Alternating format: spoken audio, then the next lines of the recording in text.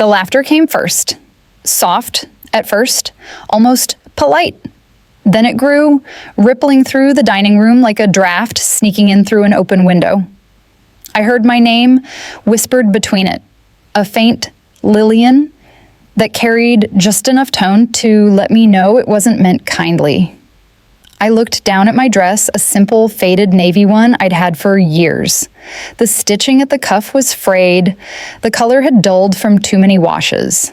It wasn't much to look at, I knew that, but it was clean, neat, comfortable. That night, comfort had felt like the only armor I could afford. I sat quietly at the long, polished oak table, the kind that reflected every light from the chandelier above. The silverware gleamed like little mirrors, and the crystal glasses caught the glow of the candles just right. Everything was perfect, almost too perfect, except for me. Across the table, my daughter-in-law Alyssa whispered something to her sister Rebecca. I couldn't hear it all, but the words "thrift store special" floated across the air between us, followed by a muffled giggle. I smiled softly and pretended not to notice. My son Michael shifted awkwardly beside me. He cleared his throat, shot Alyssa a warning glance, then turned to me with a tight smile. "Mom, did you get here all right? I hope the traffic wasn't too bad." He was trying. I could see it in his eyes, that small, almost childlike guilt that still flickered when others spoke carelessly. But he didn't stop them either. Not really. "I got here fine," I said gently, wrapping my hands around the stem of my glass. "You have a lovely home, sweetheart." The room went quiet for just a second, a pause that said too much. Alyssa straightened in her chair, tucking a loose strand of blonde hair behind her ear. "Thank you, Lillian," she said, in a voice that almost sounded polite. "We've worked really hard on it." I smiled again, and my eyes moved across the space, the cream walls, the tall windows draped in ivory linen, the fireplace lined with golden frames. My golden frames. My walls. My home. But they didn't know that. Not one of them realized that before the renovation, before the fancy furniture and the new kitchen island, these same walls had once held the smell of my cinnamon tea and the warmth of a simpler life. This house, their dream home, had been mine long before it was theirs. And tonight, I had come as a guest. Judith, Alyssa's mother, sat across from me, a woman who carried herself like she'd been born into pearls. "Lillian," she said, her smile stretched thin, "I heard you live out by the edge of town now. How quaint." Her tone dripped with that sweet condescension polite society has perfected. I knew it well. I'd heard it for years from people who measured worth in marble countertops and brand names. "Yes," I replied, calm and unbothered. "It's peaceful out there. I like the quiet." Rebecca chuckled lightly. "I'd go crazy. Without people around, I guess it takes a certain kind of person to live alone like that." "Maybe," I said, my voice steady, "but solitude has its own company." A brief silence hung over the table again. It wasn't heavy, but noticeable, the kind that comes when polite masks start to slip and truth threatens to peek through. Thomas, Alyssa's father, tried to change the subject. "So, Michael," he said, swirling his wine, "I hear the new project at the firm is doing well. That promotion might be close, huh?" Michael smiled, grateful for the escape. "Yeah, it's been good. A lot of long hours, though." Alyssa leaned in proudly. "He's doing amazing. We're planning to host a few of his colleagues next month, something elegant." I watched her as she spoke, the way her voice softened when she talked about their plans. She wasn't cruel, not really, just young, impressionable, and too eager to be seen as something more than what she feared she wasn't. I recognized that hunger. I'd seen it in myself once, long ago. Still, there was a sting beneath her words, the small, cutting remarks disguised as manners, the way she'd insisted I just wear something simple tonight. I knew what she meant. I always did. Dinner was served roasted chicken, asparagus, and buttery mashed potatoes, all arranged like a photograph.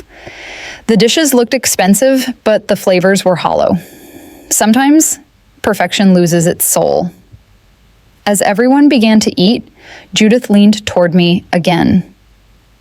"You know," she said with that same brittle smile, "Alyssa told us you used to do some cleaning work. You must be so proud of how far Michael has come." The words slid across the table like a knife dressed in sugar. I met her eyes and smiled gently. "Yes," I said softly. "I'm proud of him every day." There was something in my voice that made her blink confusion, maybe, or discomfort. She didn't know that the woman she was subtly belittling had once signed the papers that made this very house her daughter's dream come true. I glanced toward the window. The reflection showed the long table, the candles flickering, and the faint outlines of faces pretending to be kind. Alyssa's laughter rang again. This time, she didn't whisper. "Mom," she said, turning to Judith, "we should take Lillian shopping sometime. Maybe find her something new for family gatherings?" Rebecca snorted. "Yes, something from this decade, maybe." The words hung in the air, raw and heavy. Michael's fork froze mid-air. His face paled, his jaw tightening, but he said nothing. I simply smiled, folded my napkin neatly, and set it beside my plate. "That's very sweet of you, dear," I said, my tone calm, almost serene. "But I think I'll stick with what I have. Old things have stories, new things just have price tags." No one spoke for a moment. Alyssa's smile faltered. Judith shifted uncomfortably. Somewhere deep. Inside me, a quiet satisfaction bloomed. Not from pride, not from anger, but from knowing I didn't need their approval. I had built my worth long before any of them sat at this table. And as I sipped my water, I caught Michael's eyes, and in them I saw something that made it all worth it. A flicker of shame and understanding. He remembered. He remembered whose name had once been etched on the deed they now called their own. The rest of the evening unfolded like a carefully rehearsed play, small talk, laughter that didn't reach the eyes, and the constant clinking of silverware that filled the spaces where truth should have been. I stayed quiet mostly, answering questions when asked, smiling when it was expected. I had learned long ago that silence often speaks louder than pride. And tonight, silence was my ally. When dessert came, the conversation shifted to homes. Of course it did. Alyssa began talking about the new kitchen island, how it had cost nearly as much as her first car, and how she'd chosen the perfect marble after weeks of browsing design magazines. Judith listened with admiration. "You always had an eye for these things, dear," she said proudly. "You must show me your inspiration board later." I glanced down at my plate. The dessert, a slice of tiramisu so perfect it looked like it belonged in a catalog, sat untouched. I thought about how this same kitchen once smelled of burnt toast and blueberry jam when I would hum softly to the radio while Michael did his homework at this very table. The chairs were different now, sleeker, colder, but the memory lingered, stubborn and warm. It was strange, being a stranger in your own home. As Judith and Alyssa went on about granite finishes and light fixtures, I let my gaze wander around the room. My eyes caught the framed photo on the wall, a family picture of Alyssa and Michael standing on the porch, smiling with a real estate agent beside them. The caption on the frame read, "Our first home." The words hit me harder than I expected. I remembered signing the papers 5 years ago after my husband Henry had passed away. The house had been too big for me, too full of echoes and memories. I had sold it quietly to a young couple who wanted to start fresh. I never imagined that couple would one day be my own son and his wife. Michael had begged me to come live with them afterward, but I couldn't. I told him I needed peace, that I preferred a smaller place closer to the edge of town. The truth was simpler. I couldn't bear to see my husband's handiwork, his laughter, his life, replaced by someone else's decor. But here I was, seated among them, the ghosts of old memories brushing against the new. Alyssa stood to refill her glass. "Mom, want more wine?" she asked Judith, then turned to me with a sweet tone that barely covered her irritation. "Oh, Mrs. Grant. Sorry, Lillian. I almost forgot to ask, how's that little cottage of yours? Still holding up?" I smiled faintly. "Still holding up," I replied. "It's small, but it's home." Rebecca leaned in, feigning curiosity. "Do you ever get lonely out there, Lillian? I mean, without anyone around?" I met her gaze. "Not really," I said softly. "Peace and loneliness are only cousins. I choose which one visits." Alyssa blinked at me, unsure how to respond. Judith cleared her throat and looked away, suddenly interested in her napkin. The moment passed, and the hum of conversation resumed, shallow, polite, and utterly meaningless. After dinner, Alyssa invited everyone to the living room for coffee. I followed slowly, taking in the changes as I walked the new wallpaper, the gleaming floors, the heavy drapes that shut out the world. It all looked perfect. It also looked soulless. Judith sat on the couch and gestured for Alyssa to join her. "You've made this place so beautiful, dear," she said, her eyes warm. "Truly, it's so refined." Alyssa smiled, glowing with pride. "Thank you, Mom. We've worked hard, especially on the renovation budget. Oh, Lillian, you'd laugh if you saw the before photos." I smiled politely. "I think I've seen them," I said quietly. Rebecca giggled. "Right. You probably drove by before they tore everything out." Michael's voice cut through the air before I could respond. "Enough, Rebecca." His tone was sharp, uncharacteristically so. Everyone turned to look at him. He avoided their eyes and rubbed the back of his neck. "Let's just drop it." Silence fell for a moment. Alyssa frowned, clearly annoyed that her perfect evening had developed cracks. I took a slow sip of coffee, pretending not to notice, but inside, a small ache grew. Not anger, not bitterness, just that deep, quiet sadness that comes from seeing how far love can stretch before it begins to thin. Michael caught my eye.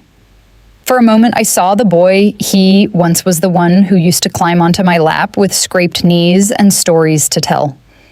That boy was gone now, buried under layers of polite restraint and obligation. Judith broke the silence. "So, Lillian," she began, "what do you do to pass the time these days? Gardening? Reading?" "A bit of both," I replied softly. "And I manage a few things here and there. Some investments, mostly." Alyssa looked up, surprised. "Investments?" I nodded. "Yes, my husband and I were careful with what we built." Her expression flickered curiosity, maybe, or confusion. "That's nice," she said quickly, moving on. I smiled faintly. The irony wasn't lost on me. The very home she flaunted, the one she boasted about to her friends, had once been built from those investments. She was living inside the proof of my life's work, and she had no idea. As the night wore on, Judith and Thomas began to gather their things. "Thank you for a lovely dinner," Judith said, hugging Alyssa. "Everything was perfect." "Dear," Thomas shook Michael's hand, then turned to me. "Nice meeting you, Lillian. You raised a good man." I smiled, my heart softening just a little. "Thank you. I think so too." When they left, the house fell into a hush. The air shifted lighter now, but also uncertain. Alyssa busied herself cleaning up while Michael lingered by the fireplace, staring at the fading embers. He finally spoke. "Mom," he said quietly without looking at me. "I'm sorry about earlier. They shouldn't have said those things." I walked closer, resting a hand on his shoulder. "It's all right, Michael," I said gently. "People show who they are when they think no one important is watching." He turned to me, guilt heavy in his eyes. "You are important, Mom." I smiled softly. "Then maybe it's time you reminded them." Alyssa appeared in the doorway, holding a dish towel. "Remind who?" she asked, her tone careful. Michael didn't answer. I looked at her, calm as ever. "Nothing dear, just old memories." She hesitated, her eyes narrowing slightly, and then disappeared back into the kitchen. I turned back to the fire, feeling its warmth on my face. The night had been long, but something inside me had settled. I didn't need to prove who I was, but I sensed that soon enough, they'd find out anyway. And when they did, they'd remember this night for the rest of their lives. The next morning, I woke early. The sky outside was painted in faint shades of gray and rose, the kind of quiet dawn that held its breath before the world remembered to make noise again. I wrapped my shawl around my shoulders and stepped out of the small cottage I called home. The air was crisp, touched with the scent of damp earth and pine. My little garden stretched before me, neat rows of lavender and sage, dew sparkling like small glass beads on the leaves. I bent to touch one, smiling at the familiar coolness beneath my fingers. It wasn't much, this cottage.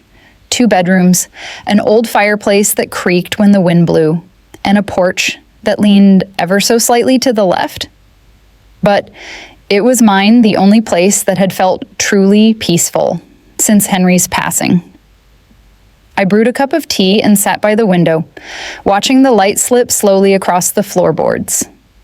It had been a long night. The echoes of laughter, those little jabs disguised as jokes, still lingered in my mind. Yet there was no bitterness in me, only a calm acceptance. Sometimes life teaches its lessons in whispers, not storms. Around mid-morning, I heard the rumble of a familiar engine. A sleek silver SUV pulled up near my gate, far too clean for the dirt road that led here. I recognized it instantly. Michael's car. He stepped out, still in the same clothes from last night, his eyes tired and unsure. When he saw me on the porch, he managed a faint smile. "Hey, Mom." "Morning," I replied, setting my tea aside. "You're up early." He walked toward me, his hands shoved deep in his pockets. "Couldn't sleep." I nodded, waiting. He looked like a man caught between pride and guilt, and I didn't want to push him. He'd come when he was ready. After a moment, he spoke. "I talked to Alyssa last night, after everyone left." His voice was low, thoughtful. "She didn't mean to be rude. She just wanted to impress her family," I finished for him, smiling gently. "I know." He sighed, rubbing his temples. "It's no excuse, though. I should have said something sooner." I reached out, resting a hand on his arm. "You said plenty, Michael. Sometimes silence says what words can't." He looked up at me, then really looked, and for the first time in a long while, I saw the boy who used to run barefoot across the yard, chasing fireflies until dusk, the one who used to tell me everything. He hesitated. "Mom, can I ask you something?" "Of course." "Why didn't you ever tell Alyssa that? You used to own the house?" I smiled faintly. "Because she never asked." He blinked, taken aback. "You mean you didn't want her to know?" I shook my head slowly. "No, Michael. I just didn't need her to. Some truths are more powerful when they reveal themselves." He sat down beside me on the porch step, exhaling deeply. "You're too patient for your own good. You know that?" I chuckled softly. "Or maybe just too old to fight battles that don't need fighting." We sat in silence for a while, the wind whispering through the trees, The quiet between us wasn't heavy, it was comforting, full of unspoken understanding. After a few minutes, Michael pulled something from his jacket pocket, an envelope slightly crumpled. "Dad's old lawyer called last week," he said. "Apparently there's still paperwork tied to the house, some kind of clause about the deed."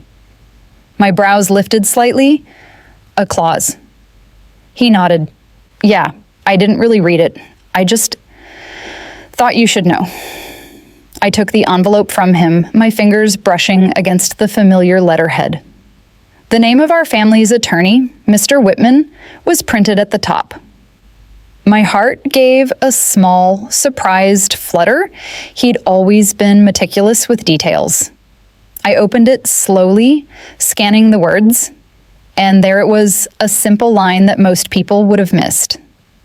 Per original agreement, ownership of the property reverts to Mrs. Lillian Grant upon written request, should the current tenants fail to fulfill the preservation clause. My breath caught.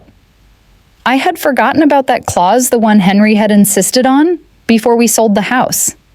He'd wanted to ensure the home's heart remained intact, that its structure, its foundation, and its story would stay true to its roots. Alyssa's renovation had stripped everything bare the old beams, the handmade door frames, the floors Henry had laid with his own hands. It wasn't the same house anymore. Michael watched me as realization softened my expression. "Mom?" I folded the letter gently. "Your father always thought ahead," I said quietly. "Maybe more than either of us knew?" Michael frowned. "So, what does that mean?" "Tsk. It means," I said softly, "that the house was never really gone." He blinked, confusion flickering across his face. "You mean you could," I smiled. "I could reclaim it? Yes, legally." He leaned back, processing the weight of it. "Wow." I looked at him kindly. "But I won't. Not unless I have to." He tilted his head. "Why not?" "Because this isn't about the house anymore," I said gently. "It's about what we've become in it." For a long time, neither of us spoke. The sun had risen higher now, bathing the porch in gold. The moment felt fragile, like something sacred was being restored, piece by piece. Finally, Michael stood. "I'll tell Alyssa. She needs to know." I smiled faintly. "Let her find out in her own way. Sometimes humility teaches what pride never could." He nodded slowly, his expression thoughtful. "You really think she'll change?" I met his gaze, eyes soft. "Everyone does, eventually. Life has a way of humbling even the proudest hearts." He didn't argue. Instead, he hugged me, a long, wordless hug that said more than either of us could have spoken aloud. When he pulled away, his voice was quiet. "I'll see you soon, Mom." "Drive safe," I said, watching him walk to the car. When the SUV disappeared down the road, I sat back on the porch, the letter still in my hand. I traced the edges of the paper, feeling the weight of both the past and the present pressing gently together.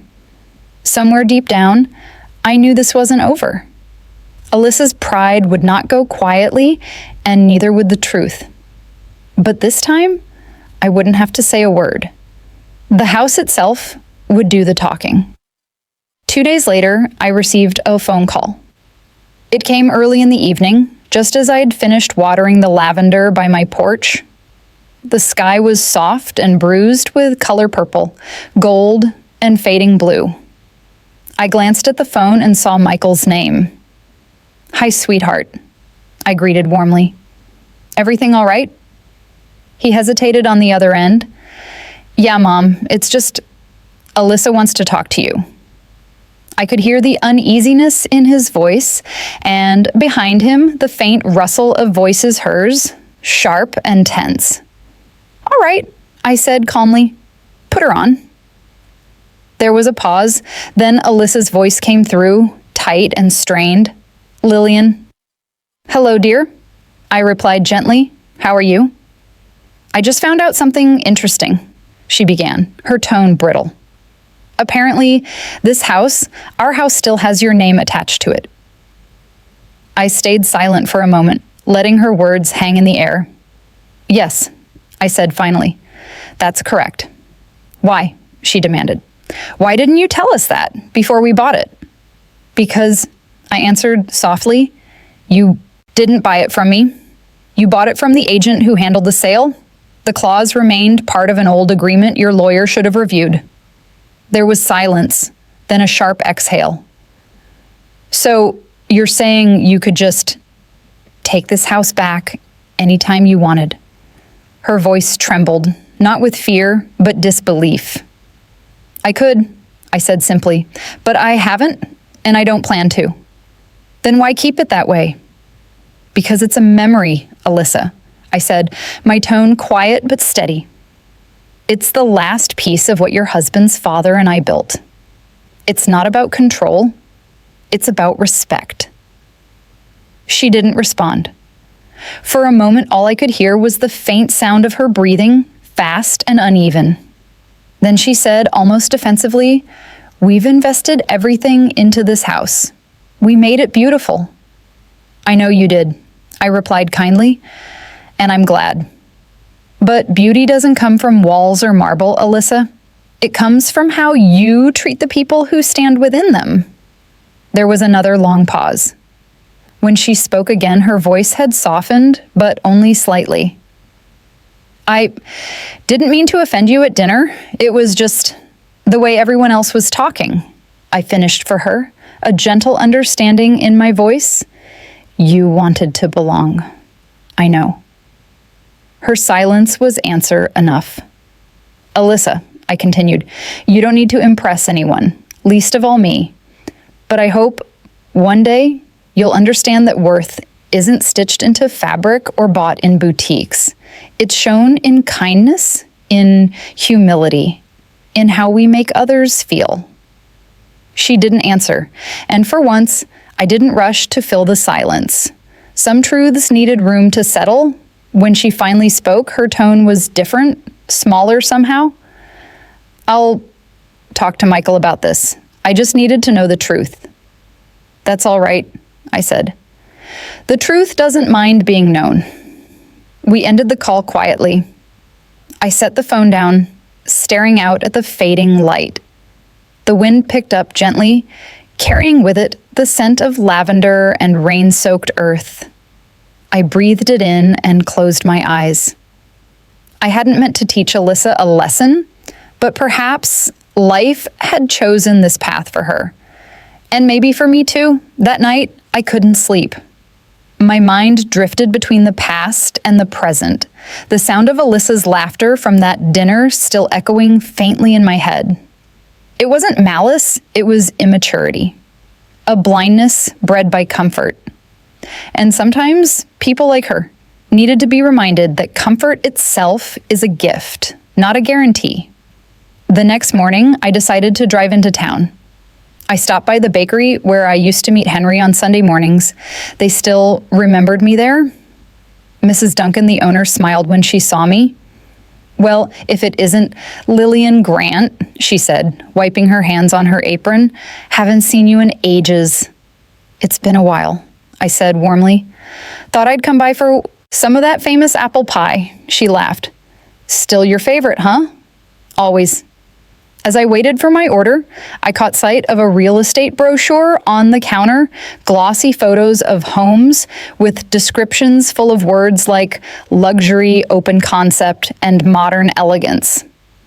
I flipped one open absently and smiled when I saw a familiar photo of my old house.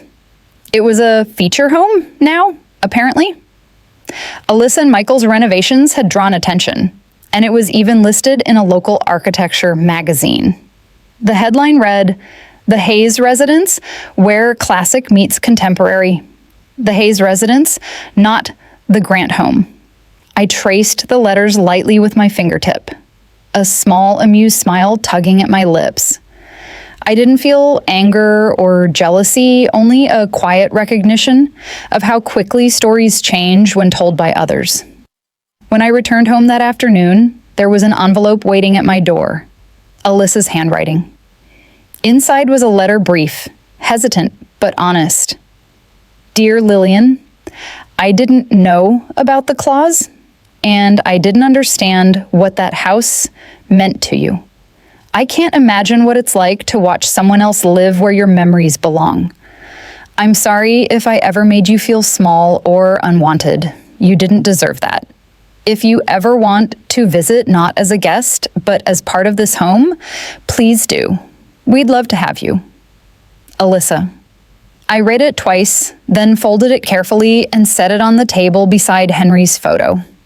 His smile, forever frozen in that picture, seemed to hold a trace of approval. Looks like they're learning, Henry, I murmured softly. Finally. That night, I stood on my porch again, watching the stars prick through the darkness. The wind whispered through the trees, and I thought about how strange life could be, how it humbles, heals, and teaches all at once. Sometimes the best lessons aren't spoken in anger or pride. They unfold quietly like a truth waiting in an old deed or a kindness long overdue. The following weekend, I found myself standing in front of the old house again. It had been months since I'd last stepped foot on that porch. And though everything about it looked newer, brighter, shinier, dressed for the world's approval, it still whispered my name in ways no paint or polish could erase. Alyssa had invited me for lunch, her tone on the phone careful, like she was balancing sincerity and guilt. I'd almost declined. But something in her voice, a tremor of vulnerability, maybe made me say yes. When I arrived, Michael opened the door. His face softened with relief.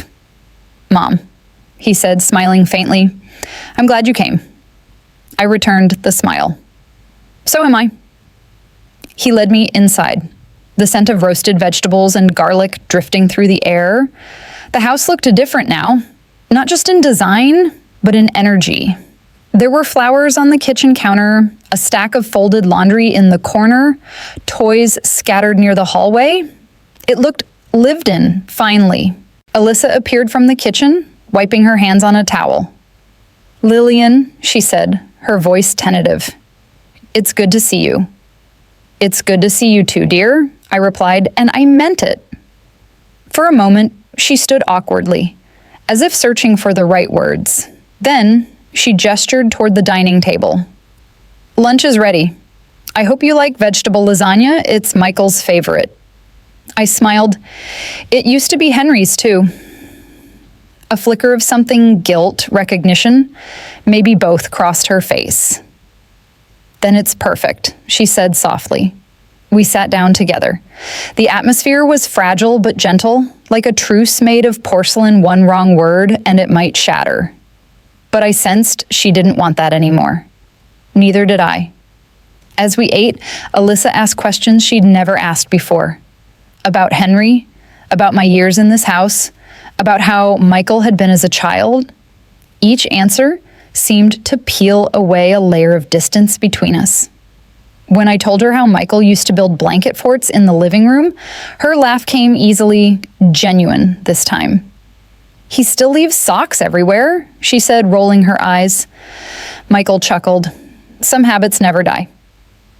For the first time, the laughter at that table didn't sting.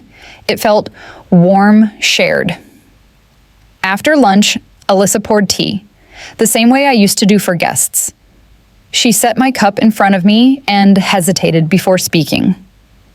I've been thinking a lot about what you said on the phone, she began, about worth and kindness. I listened quietly, my hands wrapped around the warm porcelain. I realized, she continued slowly, and that I've spent so much of my life trying to prove something to my parents, to Michael, even to people I don't care about. I thought the right clothes, the right house, the right image would make me enough. Her eyes glistened, but she blinked the tears back quickly. I think I hurt you because I didn't see past my own reflection. I'm sorry for that. There was no trembling in her voice this time, No pretense, just honesty, raw and heavy, the kind that carried its own healing. I reached across the table and gently placed my hand over hers. "Alyssa," I said softly, "we all lose our way sometimes.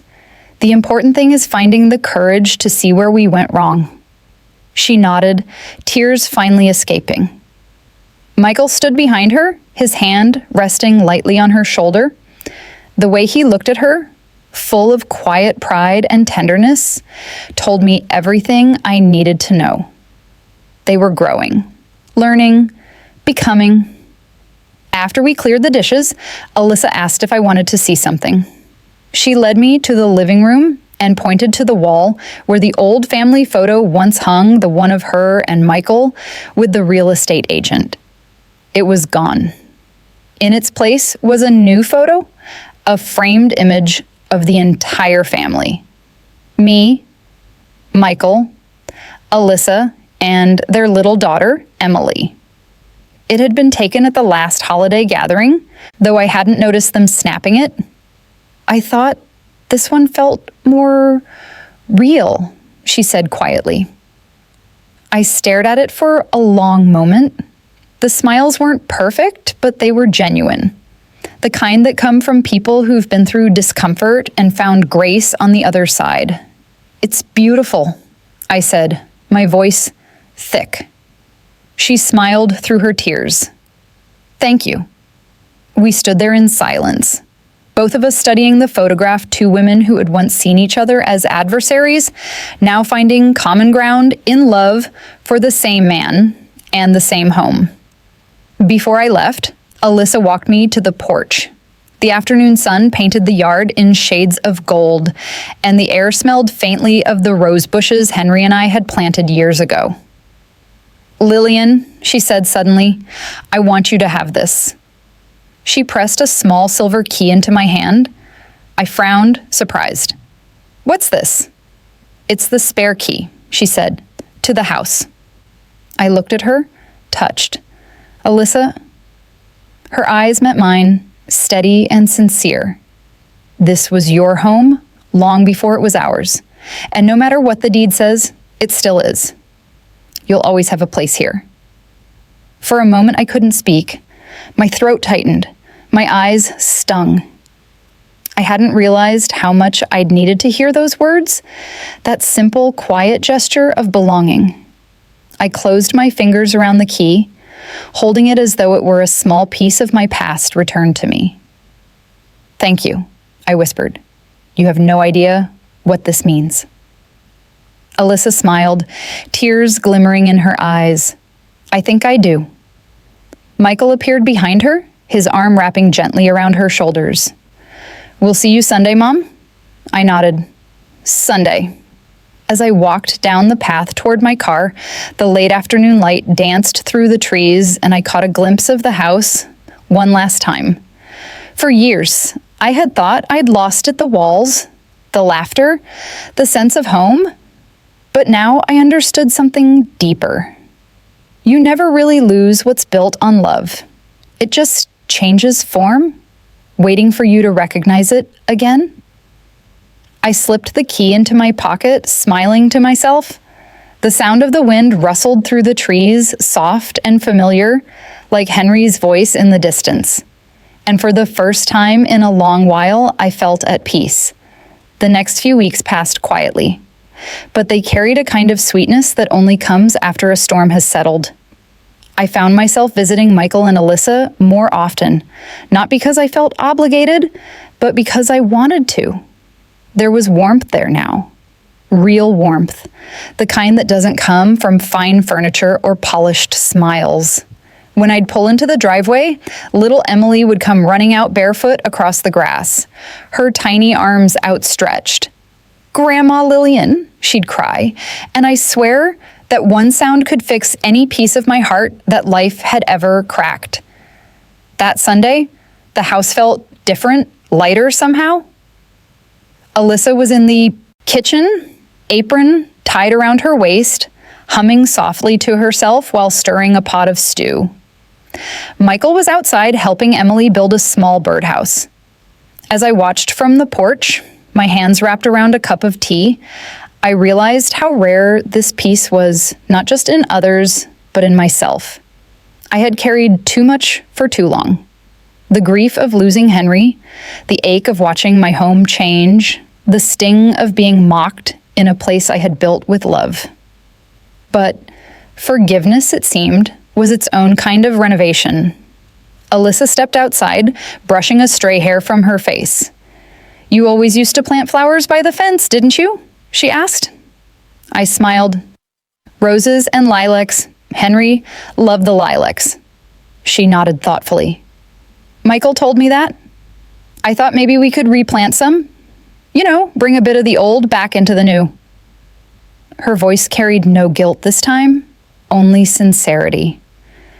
"I'd like that," I said softly. She smiled, and for the first time since I'd met her, I saw her not as my son's wife, not as the girl who had once judged me, but as a woman trying her best, flawed, yes, but growing. That afternoon, we all worked in the garden together.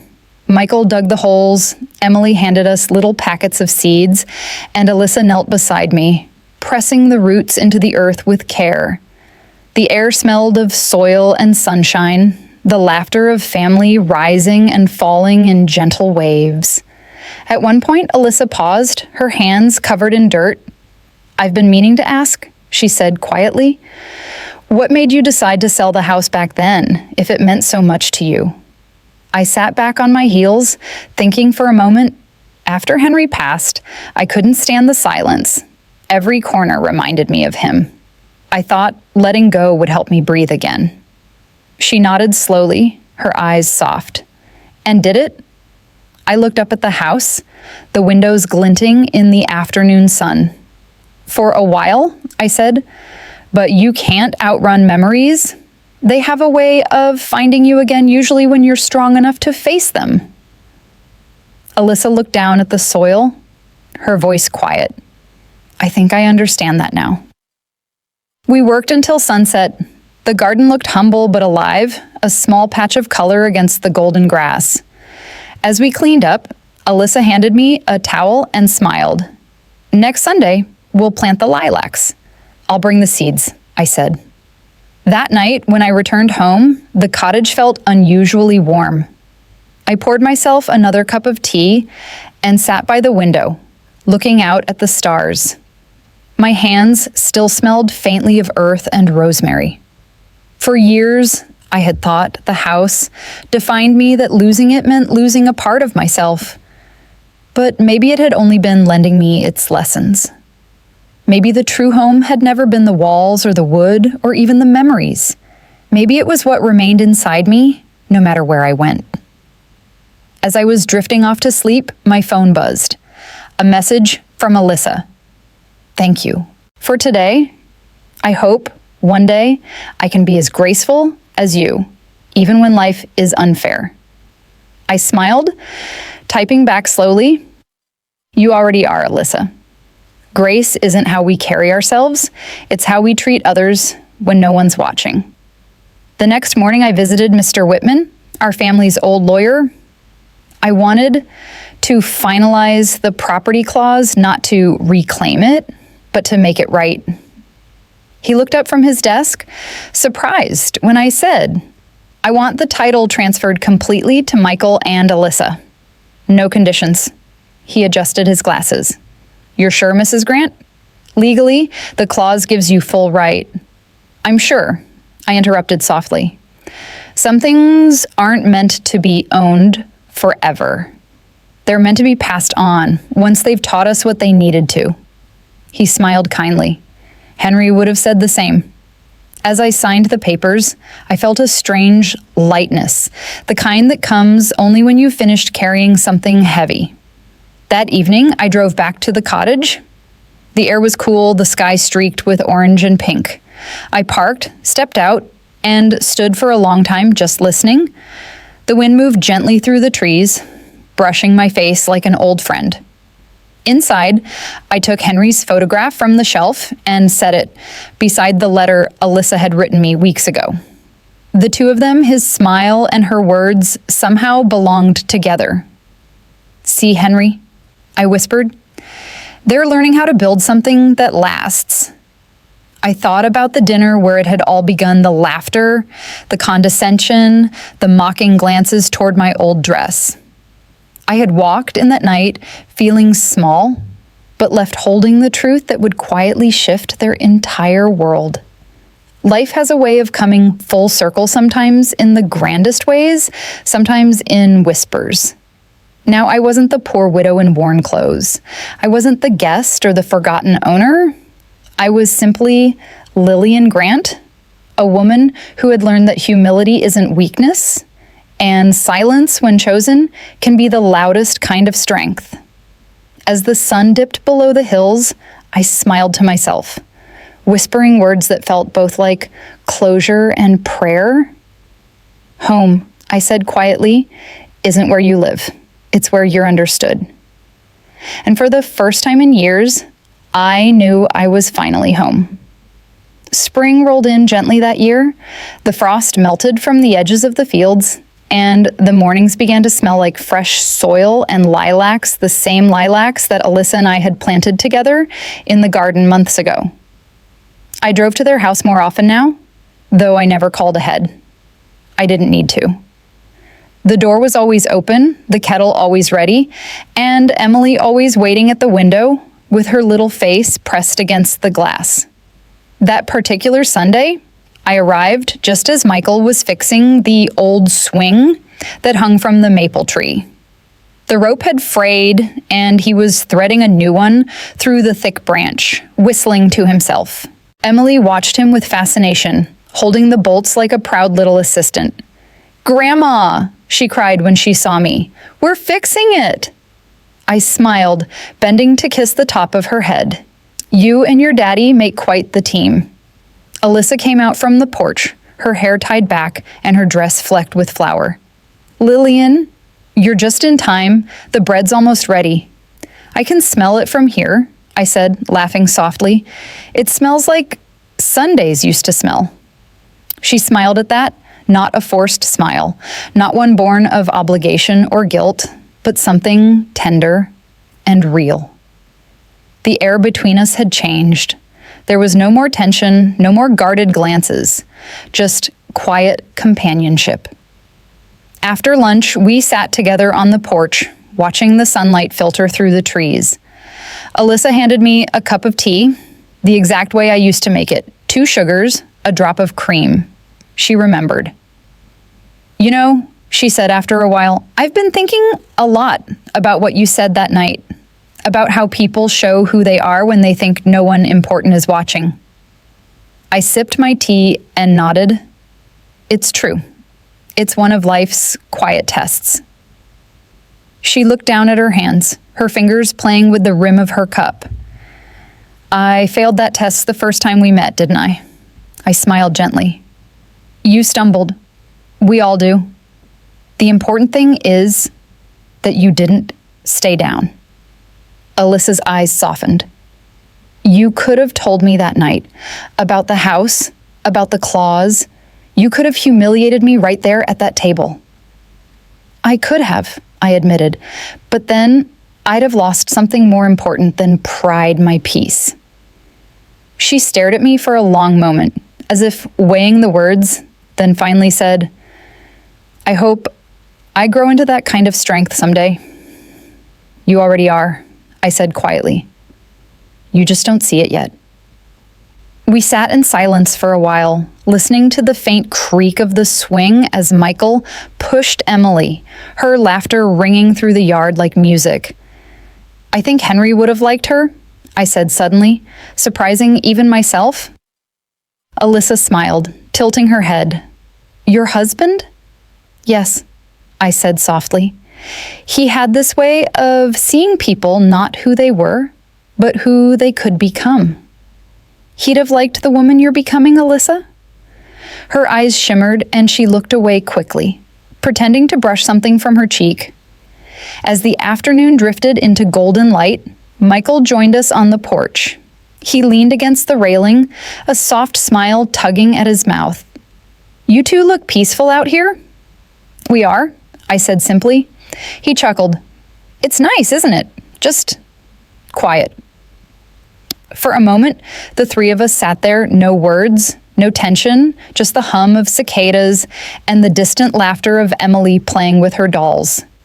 The peace was fragile, but it was real. After a while, Alyssa stood.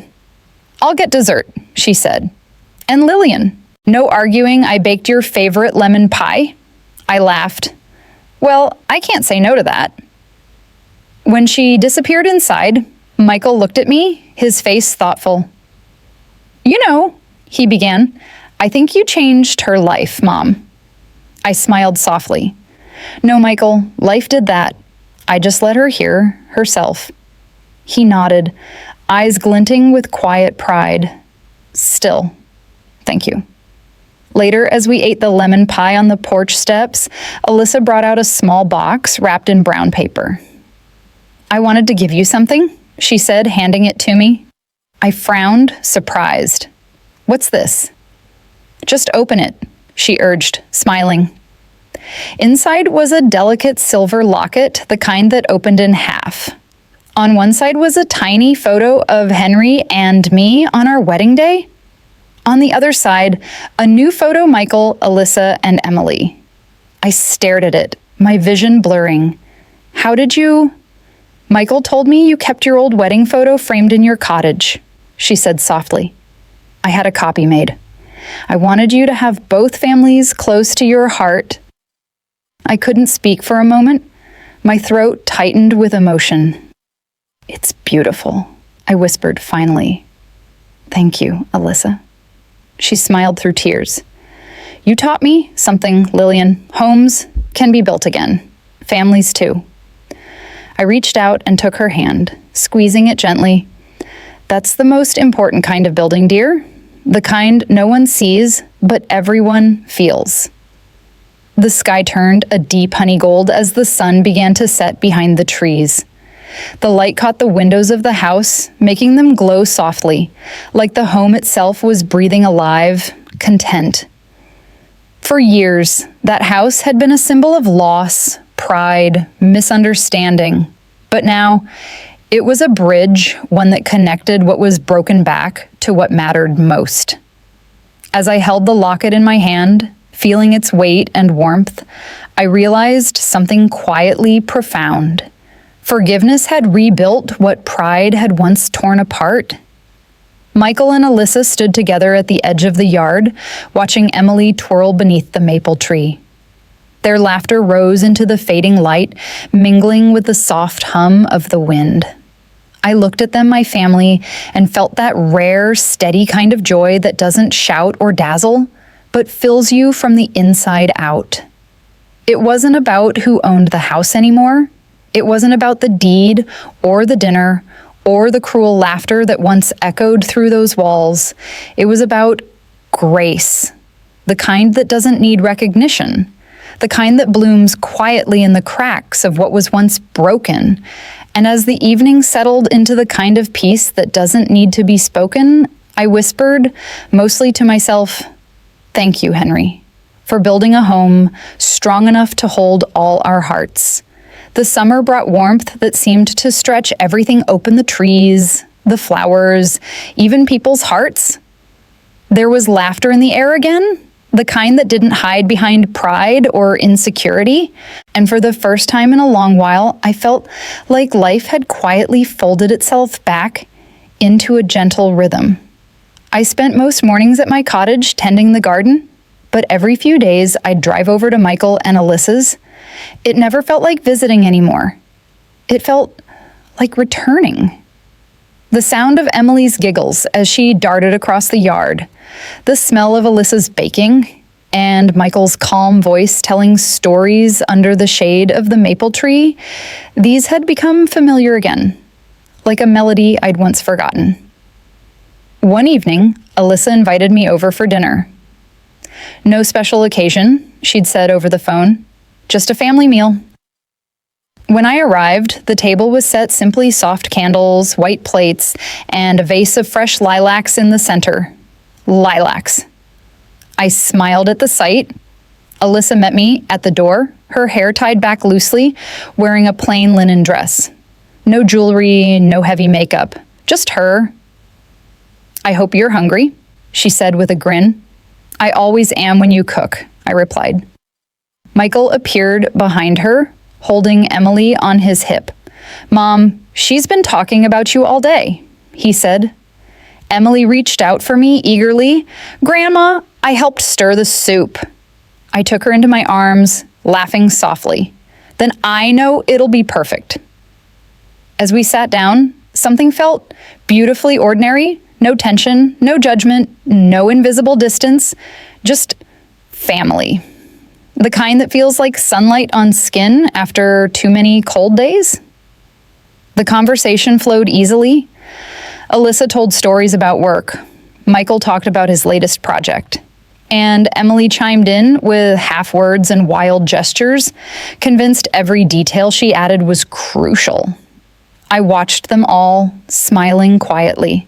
There was a piece here I hadn't seen before, and maybe, I thought, that was the truest kind of homecoming. After dinner, Alyssa brought out a small basket of photos. "I found these when we were cleaning the attic," she said, setting it on the table tray. "I think they belong to you." I blinked in surprise. "The attic?" She nodded. There was an old box labeled Grant Family. "I didn't want to throw anything away until you saw it." My hands trembled slightly as I reached for the first photo. It was faded at the edges, but the moment was unmistakable Henry, standing by the porch, holding a young Michael on his shoulders. They were both laughing, sunlight spilling over them like a blessing. "Oh," I whispered, my chest tightening.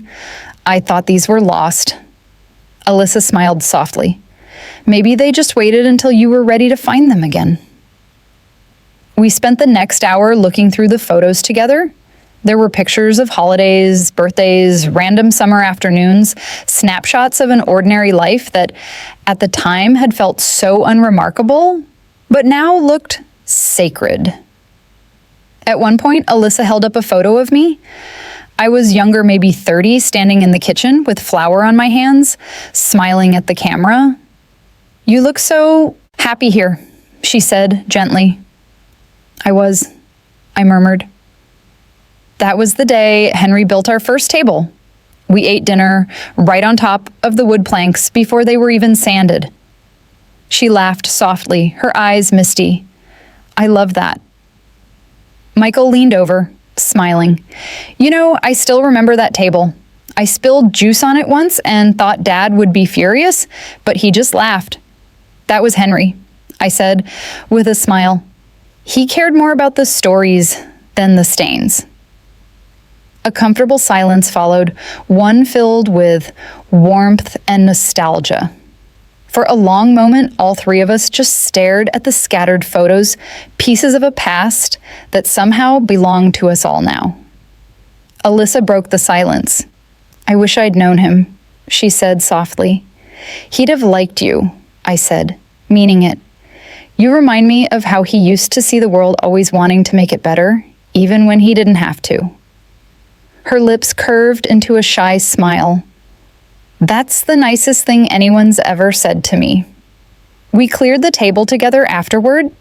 There was an ease to it, an unspoken rhythm that comes only from people who have learned to forgive one another. Every movement, every shared glance carried a softness that didn't need explaining. As I was about to leave, Alyssa followed me to the porch. The night air was cool, carrying the scent of lilacs from the garden. The moon hung low and bright, casting silver shadows across the yard. "Lillian," she said quietly, "I've been meaning to ask, why didn't you ever tell me about your life before Henry? You never talk about your childhood or your parents." I smiled faintly, because some stories take time to find the right listener. She tilted her head, curiosity flickering in her eyes. "And am I the right listener now?" I looked at her, really looked, the woman who once saw me as someone beneath her, now standing humbly before me, not with pride, but with openness. Yes, I said softly, you are. So we sat on the porch steps, our hands wrapped around cups of tea, and I told her. I told her about growing up in a small town with parents who worked too hard and spoke too little. About the nights when I dreamed of more not wealth, but peace. About meeting Henry at a town fair where he offered me lemonade and said, "You look like you belong somewhere else." And how he made that somewhere else with me, brick by brick, dream by dream, until it became this house. Alyssa listened without interrupting, her eyes glistening in the dim porch light. When I finished, she whispered, "You built more than a home, Lillian. You built a legacy." I chuckled softly. "No, dear. I just built a life. The legacy is what you do with it now." She smiled through her tears, nodding. "I'll take care of it. I promise. I know you will." As I walked to my car, the porch light glowed behind me, spilling warmth onto the path. I glanced back once, seeing Alyssa still sitting there, looking out at the garden, our garden. In that moment, I realized something beautiful. Forgiveness had turned strangers into family, and humility had given back everything pride once took away. The night was quiet except for the soft hum of the crickets and the faint rustle of lilac petals in the breeze. And for the first time since Henry's passing, I whispered a silent goodbye not to him, but to the pain that had once lived inside me. Because love, I had learned, doesn't vanish when life changes. It only waits patiently for us to grow enough to see it again. Autumn arrived softly that year, like an old friend who knew how to knock without making a sound. The air turned crisp, the trees dressed themselves in gold, and the house seemed to breathe a deeper kind of life with each passing day. I found myself visiting every Sunday without fail. It wasn't out of routine, but out of something gentler belonging. There was no more hesitation, no more feeling like an outsider walking through her own past. Alyssa had made sure of that. She called the lilac garden our garden now. And every time she said it, I felt something inside me heal a little more. One morning, Alyssa called and said she had something to show me.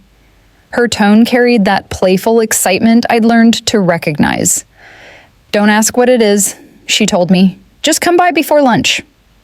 When I arrived, Michael met me at the door with a grin that reached his eyes. "You're not going to believe what she's been up to." I laughed. "That sounds like trouble." He winked. "The good kind." He led me through the hall, and when I reached the living room, I stopped short. Hanging above the fireplace was a large wooden frame, simple, elegant, and unmistakably handmade. Inside it was a single phrase written in gold letters. "Home is where you are understood." My breath caught in my throat. Those were the very words I had whispered to myself the night I decided to let go of the house. The night I learned that peace didn't live in walls, but in hearts. Alyssa stepped forward, a shy smile playing on her lips. "Michael told me you used to say that. He said those were your husband's words." I swallowed hard, my eyes softening. "They were ours," I said quietly. "We said them whenever things got hard, whenever we needed reminding." She reached out and squeezed my hand. "Then I want them here as a reminder of what really matters." I couldn't speak for a moment. The tears came slowly, warm and quiet. I didn't wipe them away. Some moments deserve tears. Later, we had lunch together, a simple meal of soup and bread, just like Henry and I used to make. Emily sat between us, proudly showing me the drawing she'd made of the house, the garden, and all of us standing together beneath the maple tree. At the top, in shaky handwriting, she'd written, "My family." "Do you like it, Grandma?" she asked, her big blue eyes shining. I smiled, my voice thick with emotion. "It's perfect, sweetheart. Absolutely perfect. Alyssa laughed softly. She insisted on drawing the flowers purple because they're her favorite. I looked closer and smiled wider. Then she has good taste. Purple means peace. Emily grinned proudly. Just like you said. The words settled in the air between us, light and sweet and eternal. That afternoon, after Emily went down for her nap, Alyssa and I sat on the porch, the wind brushing through the golden leaves. She looked at me for a long moment, then said, "You know, I used to think home was about having something to show the world, something that proved I'd made it." I nodded slowly. A lot of people think that, until they realize that home isn't about being seen, it's about being safe. She looked down at her hands, then back up at me. "You made me feel safe here, Lillian. Not judged, not small, just seen." Her words touched me in a place I hadn't known still ached. "You did that yourself," I said gently. "You just needed someone to remind you how." She smiled faintly, her eyes glistening. "Maybe. But I still owe you." I shook my head. No debts between family. She nodded, but her expression turned serious. "Still, I need to tell you something." I waited, curious but calm. "I talked to my parents," she said quietly. "About that dinner, about everything. I told them how wrong they were to treat you the way they did." I blinked in surprise. "Alyssa." She looked away, embarrassed but resolute. "They didn't take it well. My mother said I was being dramatic, but I couldn't keep pretending it didn't matter. It did. You didn't deserve that." Her voice trembled, but she didn't back down. I reached over and placed a hand on hers. "That was brave of you, but you didn't have to." "Yes, I did," she said firmly, "because I've spent too much of my life trying to please people who never truly saw me. You were the first person who did, and I hurt you anyway. I needed to make it right." I felt the tears return, but they weren't heavy this time. They were soft, like forgiveness itself. "You already made it right, Alyssa," I said quietly, "the day you handed me that key." She smiled through her tears. "I meant it, you know. You'll always have a place here." "I know," I said, my voice warm, "and I believe you." The sun dipped lower, turning the world to honey and copper. The light hit the new frame above the fireplace through the window, making the gold letters glow. "Home is where you are understood." For the first time since Henry's passing, I felt that understanding again, not just in my mind, but deep in my bones. The ache that had lived in me for years had quieted. As the evening settled around us, Michael joined us on the porch with 2 mugs of cocoa. "You two look like philosophers," he teased. I laughed softly. "Maybe we are." He handed me a mug and smiled. "You know, Mom, I think Dad would have loved this view." I nodded, gazing at the horizon. "He does. I can feel it." The air grew cooler, the crickets began their nightly song, and for a long time, none of us spoke. We didn't need to. The silence was full of gratitude, of memory, of love reclaimed. And as I watched Emily's tiny handprints still faintly visible on the porch railing, I thought about how life comes full circle in its own time. Once, I had walked into this house wearing old clothes and a heart full of pain. They had laughed at me, dismissed me, forgotten who I was. But now I sat here surrounded by warmth, not because I'd revealed the truth, but because I'd chosen grace over pride. I smiled into the fading light and whispered to myself, "You were right, Henry. Love always finds its way home." Winter came softly that year. It arrived not with noise, but with a kind of quiet dignity, the way some people enter a room without needing to announce themselves. The trees shed their last golden leaves. The lilacs turned bare and gray, and the world seemed to hold its breath beneath a blanket of white. The morning frost glittered along the garden fence when I visited one Saturday. Michael and Alyssa were already outside, bundled up in coats, trying to hang strings of lights along the porch. Emily darted around their legs, laughing each time the lights blinked to life. "Grandma," she called, spotting me from the driveway. "We're decorating. Daddy says we need sparkle for Christmas." "Well, your daddy's right," I said, smiling as I knelt to hug her. "Every good Christmas needs sparkle." Alyssa turned from the porch, her cheeks pink from the cold. "You made it? I was hoping you'd come early. I need your help with the garland." "Of course," I said. "It's been years since I've done one right." We worked together, the air full of laughter and the faint sound of carols drifting from a nearby radio. I watched Alyssa as she worked the way she moved now, slower, steadier, more present. There was a grace in her that hadn't been there before, a gentleness that came from understanding rather than striving.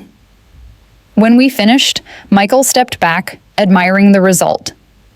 "You two make a pretty good team." Alyssa smiled, brushing snow from her gloves. "Well, she taught me everything I know." I laughed softly. "Now that's an exaggeration." "Not really," she said, glancing at me warmly. "You taught me more about family than anyone ever did." Her words lingered in the cold air, warm enough to melt the frost. Inside, the house smelled of cinnamon and pine.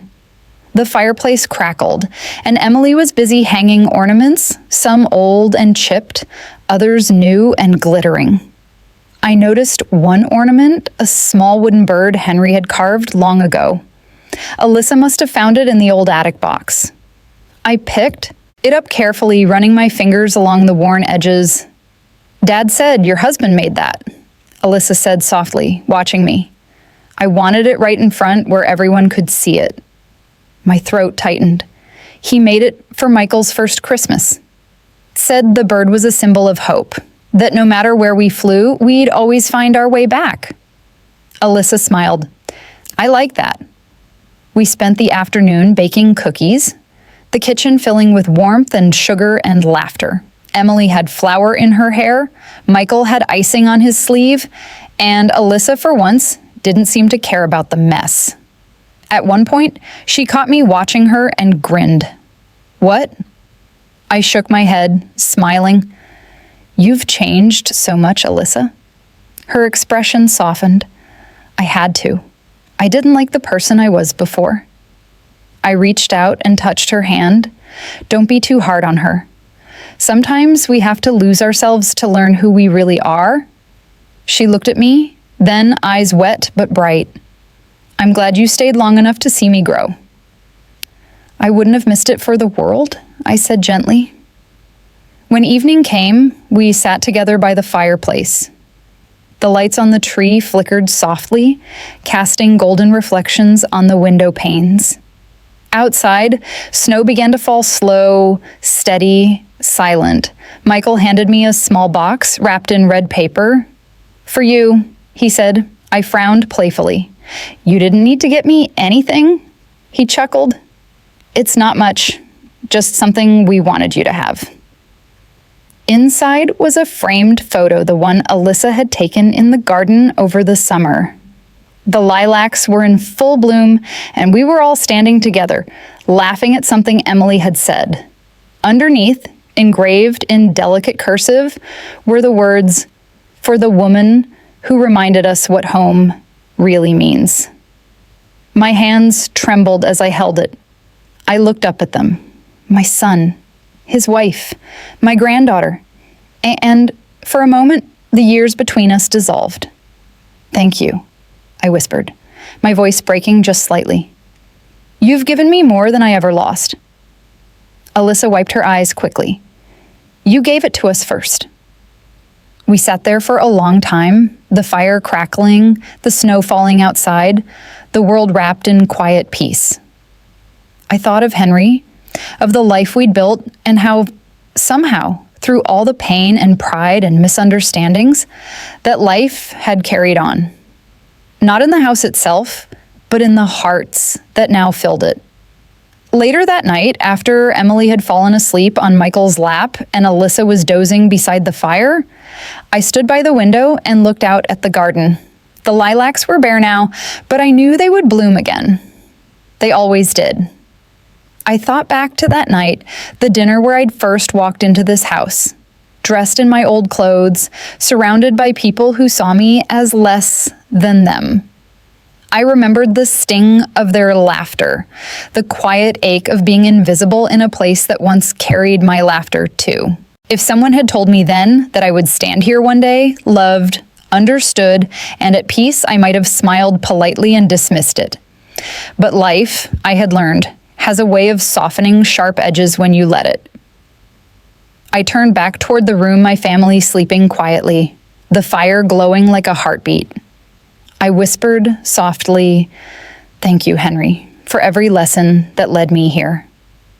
The snow outside fell harder now, blanketing the world in stillness. I knew that come morning, everything would look new, again clean, untouched, ready for another beginning. And maybe, I thought, that was what forgiveness really was. A kind of snowfall for the heart. I walked over to the mantel and hung the small wooden bird on a branch of the Christmas tree. It swung gently in the warm air, its shadow dancing across the wall. Then, with a full heart and a quiet smile, I sat beside my family and let the peace of the moment wrap around me, like a long-awaited embrace. Because this time, I wasn't a guest in my own story. I was home. The days after Christmas were quiet, the kind of stillness that sits gently over everything, like the world is catching its breath. Snow blanketed the fields and rooftops, softening the edges of life, and every morning I'd wake to the sound of Emily's laughter echoing through the phone when Alyssa called to share some new story or small joy. For the first time in years, I didn't dread the silence of my own cottage. It no longer felt empty. It felt peaceful, full of echoes that didn't hurt anymore. I had stopped expecting life to surprise me, but it still found small ways to do so. One late afternoon, I found a card tucked under my door. No envelope, just my name, Lillian, written in a careful hand. Inside, it read, "We're having a family dinner tomorrow. Please wear whatever makes you feel most yourself. Love, Alyssa." I smiled, closing the card. She knew. She remembered. The next evening, I stood in front of the mirror, brushing my hair. I chose my favorite dress, the same simple navy one I'd worn that first night when they had laughed at me. The stitches at the cuff were still a little frayed, the color a touch faded, but it was mine, and I wore it with pride. When I arrived, the house was glowing warm lights in every window, laughter spilling out through the doorway. Alyssa opened the door before I could knock. "You look beautiful," she said, her voice soft but sure. I smiled. "So do you." The dining room was filled with familiar faces, Michael, Emily, even Alyssa's parents, Thomas and Judith. The sight of them caught me off guard. For a moment, a flicker of that old discomfort tried to surface, but it didn't last. Judith turned toward me, her posture stiff, but her expression unsure. "Lillian," she said after a pause, "it's been a while." "It has," I replied calmly, offering a kind smile. "You look well, Judith." Her lips parted slightly as if surprised by my warmth. "Thank you," she murmured. "So do you." The conversation that followed was tentative at first, polite, careful. But as the evening unfolded, something unexpected happened. Judith began to soften. She laughed once or twice, quietly at Emily's antics. Thomas asked about my garden, and I realized with quiet clarity that time really does have a way of humbling even the proudest hearts. When dinner was served, Alyssa stood and raised her glass. Her hands trembled slightly, but her voice was steady. "I want to say something before we eat," she began. "Last year, this same table saw a night I wish I could erase. A night when kindness was forgotten and someone who deserved respect was instead made to feel small. The room went still. Judith's fork froze midair. Alyssa took a breath, her eyes glistening. That person was my mother-in-law, the woman who taught me what grace really looks like. Lillian, I can never undo that night, but I hope I can keep honoring you with better ones. My throat tightened, but I stayed silent. Sometimes silence is the only way to let love echo long enough to be heard. Judith lowered her eyes, her face pale. When she looked up again, her voice was quiet. "She's right," she said softly. "Lillian, I owe you an apology. I was unkind, cruel even. I saw only what I wanted to see. You didn't deserve that." I looked at her for a long moment, then smiled gently. "Thank you, Judith. We've all been unkind at one time or another. What matters is what we choose after." Her eyes shimmered with something between guilt and gratitude. "You're very gracious," she said quietly. I shook my head. "Just older?" Everyone laughed softly at that, the tension breaking like a thaw after winter. Dinner went on peacefully warm conversation, gentle smiles, the kind of small, genuine laughter that means the air has finally cleared. As we ate, Michael reached under the table and gave my hand a squeeze. When I looked up, his eyes said what his lips didn't. "I'm proud of you, Mom." Later, after dessert, when the table was scattered with crumbs and candle wax, Judith approached me privately. "I meant what I said," she told me. "You remind me of my own mother, quiet but strong. I didn't see that before." I smiled faintly. Sometimes we need distance to see what's right in front of us. She nodded, almost tearful. "Thank you for not holding it against me." I looked toward Alyssa, who was laughing with Emily by the fireplace. "Forgiveness isn't a favor, Judith. It's a freedom, one I needed just as much as you." For a moment, she just stood there, watching me as though unsure what to do with kindness freely given. Then she nodded again and whispered, "You have a rare heart, Lillian." I simply smiled. "Maybe. But it's one I had to rebuild piece by piece." As the night wound down, Alyssa handed me a small envelope. "Open it when you get home," she said, her eyes sparkling with mischief. I laughed softly. Should I be worried? Maybe a little. When I returned to my cottage, the moonlight was spilling through the window, silvering everything it touched. I sat at my table, opened the envelope, and found a folded letter inside. It read, "Dear Lillian, you once said that old things have stories and new things just have price tags. I think about that often. The house, the garden, even the life we're building, they're beautiful. Not because they're new, but because they're filled with your stories. So, we want to ask you something not as a guest, but as family.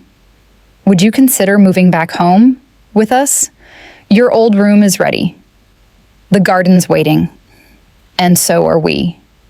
Love always, Alyssa, Michael, and Emily." My hands trembled slightly as I folded the letter. For a moment, I simply sat there, the silence wrapping around me like an old, kind friend. Then I smiled, a quiet, knowing smile that came from deep within the kind of peace only time and grace can build.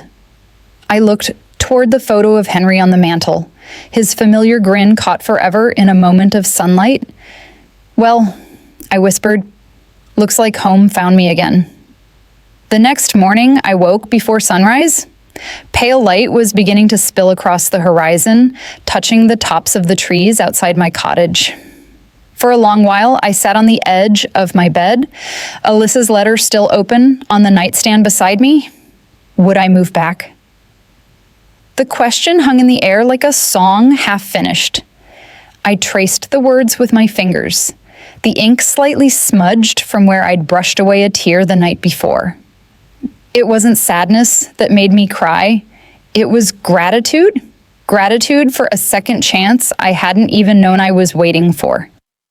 I made tea, the same way Henry used to, strong with a hint of honey, and carried it to the porch.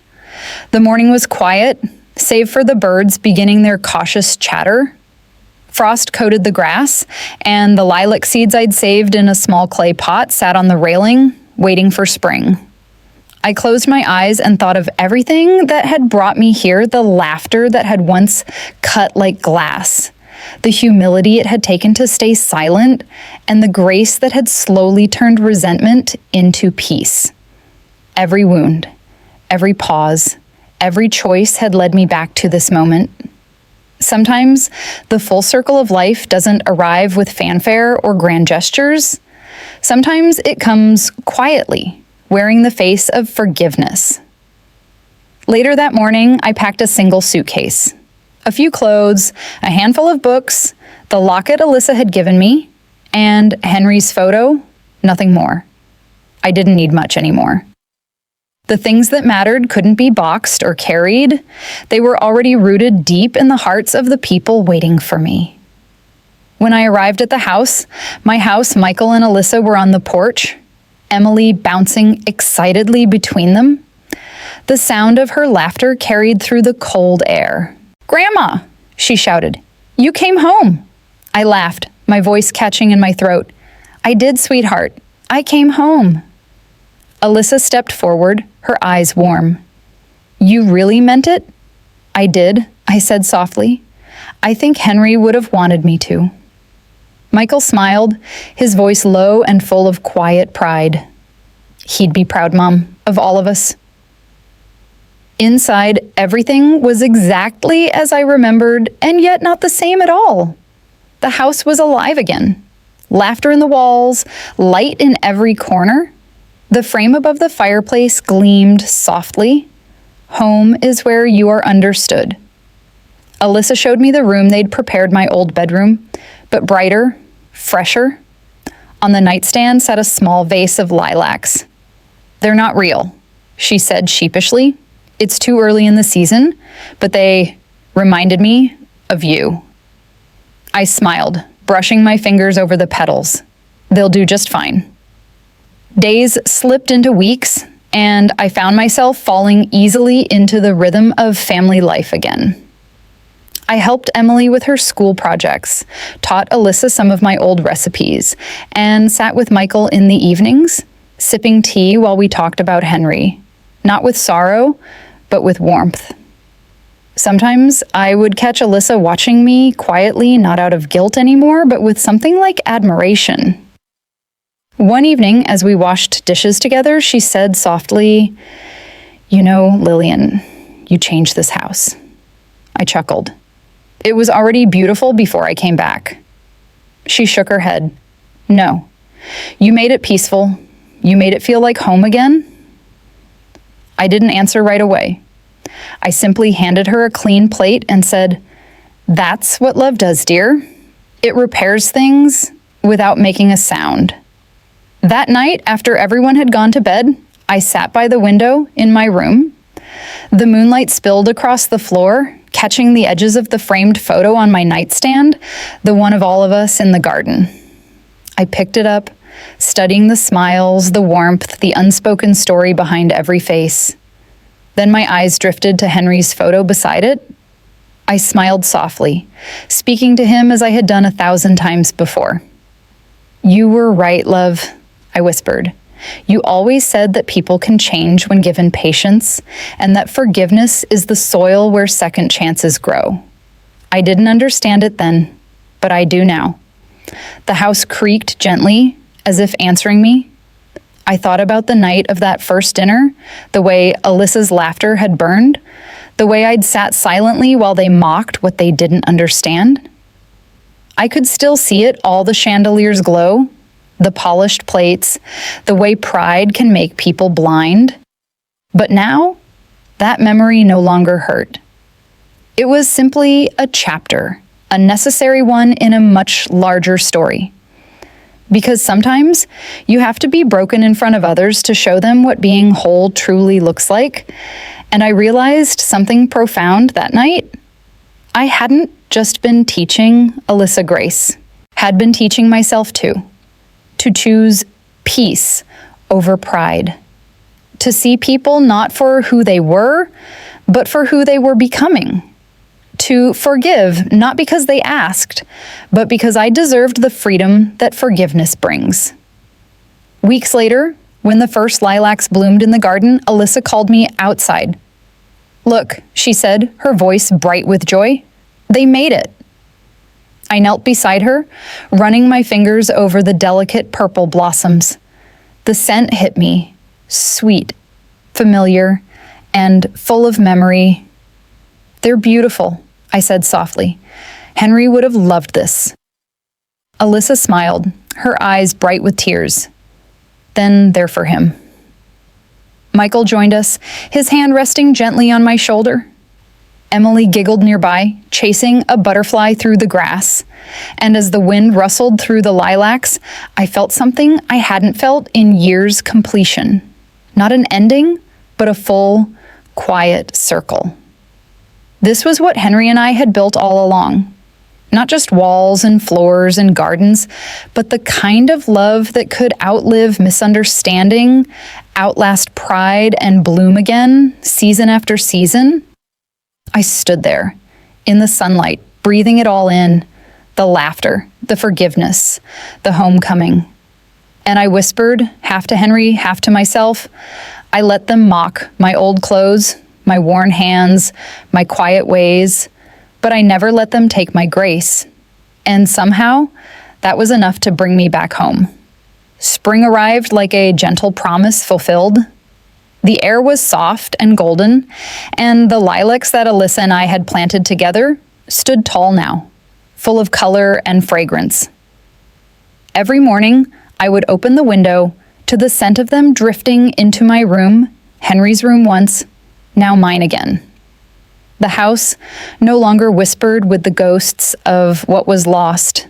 It hummed with life. Emily's laughter floated down the halls. The sound of Alyssa singing quietly in the kitchen and Michael's voice joining hers filled the air with warmth. One morning, I found a note on the kitchen counter in Alyssa's handwriting. "Gone to the market with Emily. Michael's fixing the gate. Coffee's on the stove. Love you." 3 simple sentences, but they were everything I had ever wanted: ordinary love, everyday belonging. I poured myself a cup of coffee and sat by the window, the sunlight spilling across the table. I ran my hand over the wood, the same table Henry had built all those years ago. It bore scratches and faint stains, but it was solid, dependable, and full of stories, just like us. I thought back to the night when I'd walked into this house wearing my old navy dress, the one they'd laughed at. How small I'd felt then, and how strong I'd had to be to stay quiet. If I had spoken that night, if I had thrown the truth like a weapon, none of this peace would have existed. Grace had done what anger never could. It had softened hearts, rebuilt bridges, and turned pride into understanding. As I sat there, the morning breeze carried the scent of lilacs through the open window. For a moment, it felt as if Henry was there not as a memory, but as a presence. I could almost hear his voice, low and gentle. "You did it, Lil. You brought them home." Tears welled in my eyes, but they were soft, happy ones. I whispered back, "No, love. They brought me home." From outside, I heard Emily shouting, "Grandma, come see. The birds are back." I smiled, rising slowly, the light catching the silver in my hair. "I'm coming, sweetheart," I called, stepping out into the sunlight. The air was alive, full of laughter, wind, and the rustle of leaves. I looked up at the maple tree, at the swing swaying gently in the breeze, and for a brief, shimmering moment, everything felt exactly as it should be. No more bitterness, no more proving, just love, simple, quiet, and true. I took a deep breath, letting the peace settle over me like a blessing, and as I watched Emily chasing butterflies through the garden, I knew with absolute certainty that life, in its own patient way, had brought me back full circle. Home wasn't something I had lost. It had been waiting all along for me to forgive,